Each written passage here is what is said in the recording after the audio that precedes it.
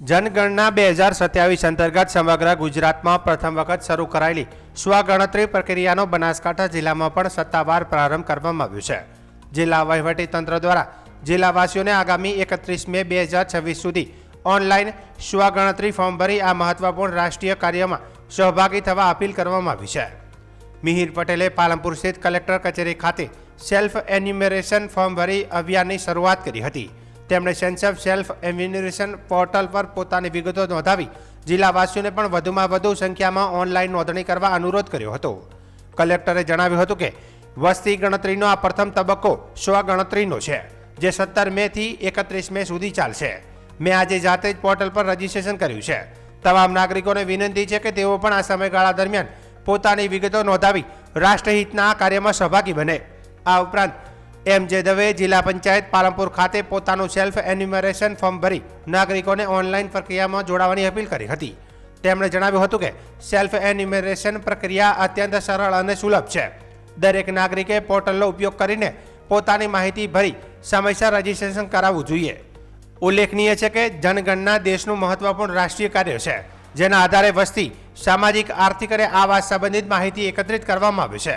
આ માહિતીના આધારે સરકાર દ્વારા વિવિધ કલ્યાણકારી યોજનાઓ અને વિકાસલક્ષી કાર્યક્રમોનું આયોજન તથા અમલીકરણ કરવામાં આવે છે.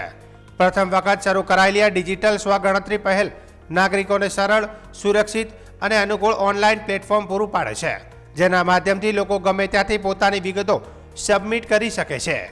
જિલ્લા વહીવટીતંત્રે નાગરિકોને સમયસર અને સચોટ માહિતી આપી આ અભિયાનને સફળ બનાવવાની અપીલ કરી હતી. બનાસકાંઠા જિલ્લાના સૌ નાગરિકોને જણાવવાનું કે જનગણના 2026નો ગઈકાલથી શુભારંભ થઈ ગયો છે. આ પ્રથમ તબક્કો છે એ સેલ્ફ એન્યુમરેશન એટલે કે સ્વગણતરીનો છે, જે 17 મેથી 31મી મે સુધી ચાલશે. આજે જે સ્વગણતરી માટેનું પોર્ટલ છે se.census.gov.in એમાં મેં મારું રજિસ્ટ્રેશન પણ જાતે કરાવેલું છે. તો સૌ નાગરિકોને વિનંતી કે આ જે સ્વગણતરીના સમયગાળા દરમિયાન આપનું જે રજિસ્ટ્રેશન વસ્તી ગણતરી માટેનું છે એ આપણે અવશ્ય પૂર્ણ કરી રાષ્ટ્રહિતના આ કામમાં આપણે સૌ સહભાગી થઈએ. જનગણના 2027 અંતર્ગત 17 થી 31 મે સુધી હાલે સ્વગણતરીની કાર્યવાહી ચાલુ છે. આજે અમારા દ્વારા પણ આ ફોર્મ ભરવામાં આવ્યું. અત્યંત સરળ છે અને હું તમામને અપીલ કરું છું, વિનંતી કરું છું કે આ એપનો ઉપયોગ કરી આપની માહિતી એમાં રજીસ્ટર્ડ અવશ્ય કરાવો.